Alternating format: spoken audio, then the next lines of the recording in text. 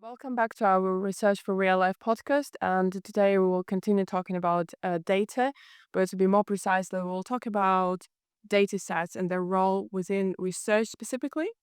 My name is Dasha, and I'm a comms project officer here at Bradford Institute for Health Research. And next to me sit two people who are doing absolutely amazing work. And I will like you to introduce yourself. And after that, you will understand why I say that they're doing amazing work here. So I'll start with you, Megan. Hi, yes, so I'm Dr. Megan Wood. I'm a postdoctoral research fellow at University of Leeds and have a background of working on Connect to Bradford and also using the data sets for my own research. I'm John Birkinshaw. I'm the infrastructure manager for Connect to Bradford, and I'm also recently the data lead for the Yorkshire and Humber SDE, which would bring together all the data. So over the last 8 years, I've built Connect to Bradford, which is a joined up data set, primary, secondary, and all sorts of other health data and non-health data. So what actually we mean by saying, oh, I'm using data sets for my research? Can you just give kind of a short overview about what's that? So data sets are essentially like large tables of information. So we can have smaller data sets up to hundreds of thousands of people within these data sets. And each of these hold information from a particular source or organization. So, for example, we may have one data set which contains education records, another which is healthcare or GP records, things like that. And often these data sets can be joined and linked together based on sort of a single unique code or a person identifier. And that means that one person can be linked across these multiple data sets to bring them together for analysis.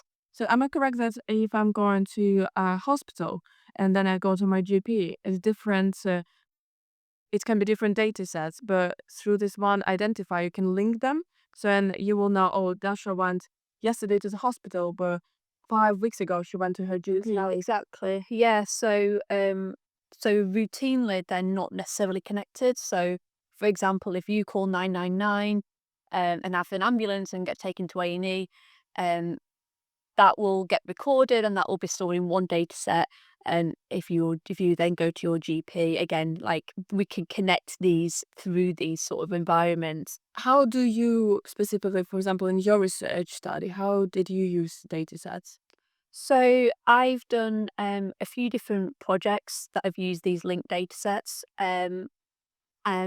Most notably using the linkage through education and health, because this is something that's kind of really revolutionary within Bradford and we've kind of trailblazed this. For example, we can use education records to identify the children who may be at increased risk of later adverse outcomes.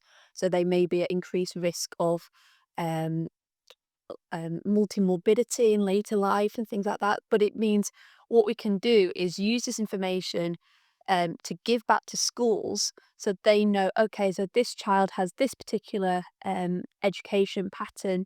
They may be at increased risk of these later adverse outcomes. Let's keep an eye on them. Let's offer them additional support before it gets to that point. It's also important just to add on to that. Yes. We're not identifying pupils in this case. We are saying pupils with this condition or with this educational achievement might go down this route. That's all the evidence portrays. But we don't pass any identifiers back. We can't re-identify individuals within the data set. So we don't know who they are. So we're preserving anonymity of everybody who's in this study. So I think it's more for you, John. For example, you want to access for your research this data set. So what Megan should kind of know about data security within Connected Bradford? There's levels of security. There's physical security, obviously. So the databases are held within ISO 27001 databases. That's both at the trust and within the Yorkshire Humber Care Record, which is our research layer at the moment. So those systems are the most robust NHS standards of security. And in terms of accessing it specifically, for example, Megan can only access the data relevant to that project to which she's working. So that means it's role-based security, it's standard role-based security. She has access to a tool which allows her to access that data set. Currently, we've just changed the methodology as well. So if Maggie's accessing 2 data sets, she can access that data set and that data set, but those data sets can't be linked. So even though they might have the same individuals within the data, they can't be linked. So we're preserving security at that level as well. And nobody else can access that data set. Only Megan can access that data set.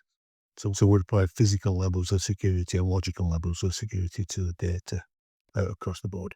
And we talk a lot about like this the identification of data sets. So this is like this logical level of it.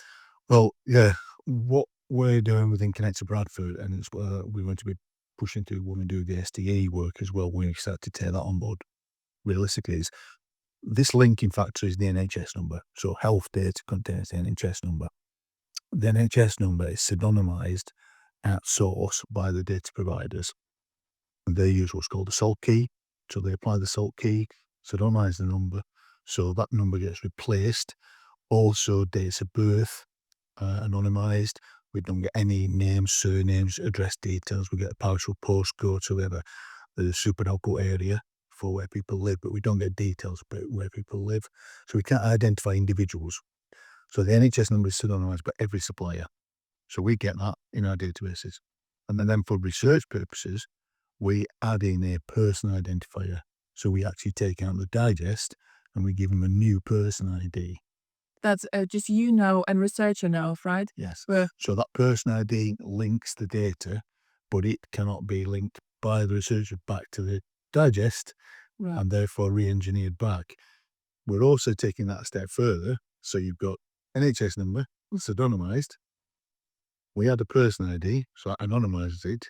It's part of the research data set. So we then take all these different data sources and we take out the bits that Megan wants for the research, put it in a little pot, and then we further anonymize that by pseudonymizing the person ID. Right. So what you've got is multiple levels of preserving the anonymity. That record cannot ever go back to that one. We can't do that. So the various steps of re-identifying it are not possible using the methodology that we're implementing. Secure data environment, SDE, that is coming on board within the Yorkshire and Humber region, is going to have a PHM function. So it's going to a public health management function. So this is where you start to establish a learning health system. So we identify patients that if you did this intervention, you could reduce this. So then you feed that back into the mechanism. So the STA is going to allow that actual feedback into the source systems. So if we identify 55 patients that if you don't do some intervention. But again, when we say identify patients means patient A, patient C, Yes. F. It's not like Dasha. Yeah. But the SDA is going to add another layer of functionality, which is going to be a re-identification process, so that the researchers will never know who these people are. There's always going to be layers of access, if you like. So a researcher will never know who these people are, but they will identify that there are 55 patients that if you don't do this, this is an hypothetical scenario, obviously, there is a higher risk of diabetes or a higher risk of something.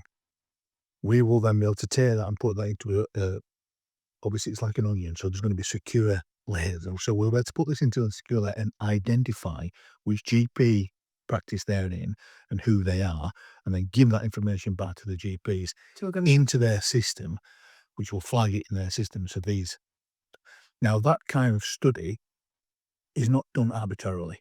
It needs to be really clear that kind of study is planned, organised, the IG around all that is all tied up. LG information governance. Yes, so the GPs themselves are part of that process. That's why the SDA's got the PPIE groups. That's why everybody's involved in this, because we want to make it's not a one-way street at all. The idea of this is to improve public health, is to improve the benefits longer term for the public. So we need this relationship, and it's a relationship that helps the GPs. So from their point of view, if they can identify patients early on, that reduces their costs. Yeah. So Win-win situation.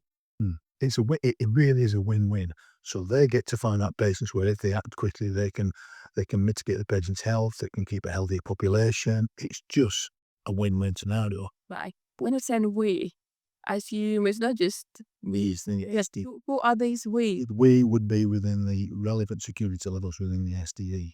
So those are specific people who will be authorized Yeah. to do that. I would never know, for example, as a sort of external, so to speak, researcher, I would never know. Whereas some people with more, as you say, authorization, that's when. I would anticipate, and again, this is it. This is for discussion, that within the core SDE team, the people who manage the data at the various sites, there will be someone within that with higher access than everybody else. So everybody else gets pseudonymized data. That person is the routing to the actual backend system. So that's where it gets routed back to feed into the backend system. So you keep that very secure, but you also keep them away from all that. So it's a two-way thing. They only see it that way. They don't see it that way. The security model for this is very, very tight in terms of who can do what. What you have described is just like constant like landscape of identification happening. I'm a member of the public as well. As well as working in this, I want to make sure my data is secure. So I'm building the stuff that I would want in place. So that's what we're doing as part of this. We're building layers of security that we all want as members of the public. But can I say, and tell me if I'm wrong, that except of my GP or doctors, clinicians here, no one else can see identifiable primary care data about me? They will be able to say, as part of a research project, pseudonymized, anonymized. But not like a fully identified, No, right? they will never be able to. I used to explain this as I used to live in Bradford. My doctor's surgery was down there, and I could not have found me. And I know all my conditions. I could not have found me. Now, I wouldn't have, because that's unprofessional. But if I'd tried, I wouldn't have been able to find me. Because you will see person like FCD, Yeah. LD, but not Just to reassure on that one is, in terms of all this data, when we get it the data in, one of the things we will apply is something called key anonymization rules. And the key anonymization rules mean that if there's less than a certain number of something, you don't get it. So there might be that one person in the Bradford district who's got, I don't know, some sort of really obscure condition. Nobody else in Bradford's got it. So if you got that as research and you were a GP and saw that, actually, I know who that is because I treat them, that would be wrong. So we don't get that kind of information. Right. We're operating on the key anonymization from the primary care data. I think it's 10. So if there's something where it occurs less than 10, so if there are 10 people who have this condition, that's acceptable. But the 10 people with multiple conditions, so it's tying down the condition that they all share, and it's all these 10. So suddenly you've got 10 to try and find with the entire population of 800,000 people. It's very difficult to find those people. So we make sure there is no way you can find people based on a condition.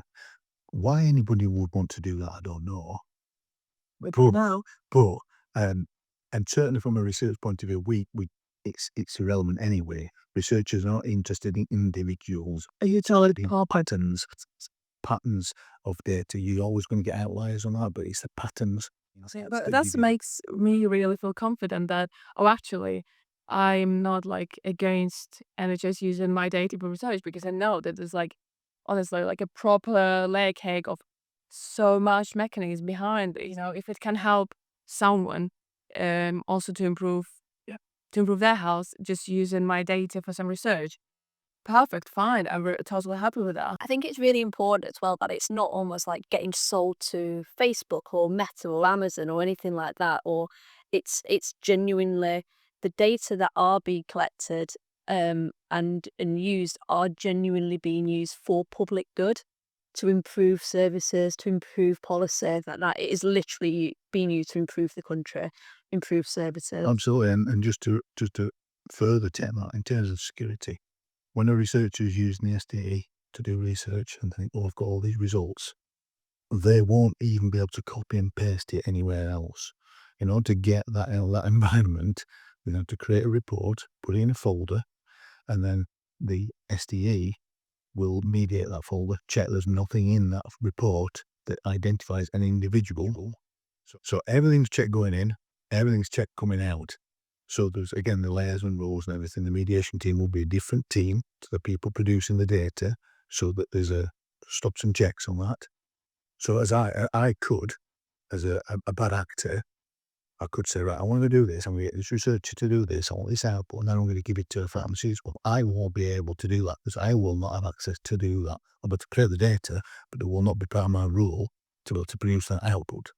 And again, that's putting stops and barriers and airlocks between the different roles to ensure the data's integrity. So it's a model. It's a really good model in terms of security. It's layers. It's an onion with legs. Slices. We have all this security data mechanism like in place, and you also, when you have done your research, is also someone, not someone, it will be a specific group of people who will double check what you actually was doing with these data sets. Exactly. Yeah. Wow. Boo. Gosh. But thank you. That was really, I mean, I was like, oh, that was impressive. Thank you so much. Thank you.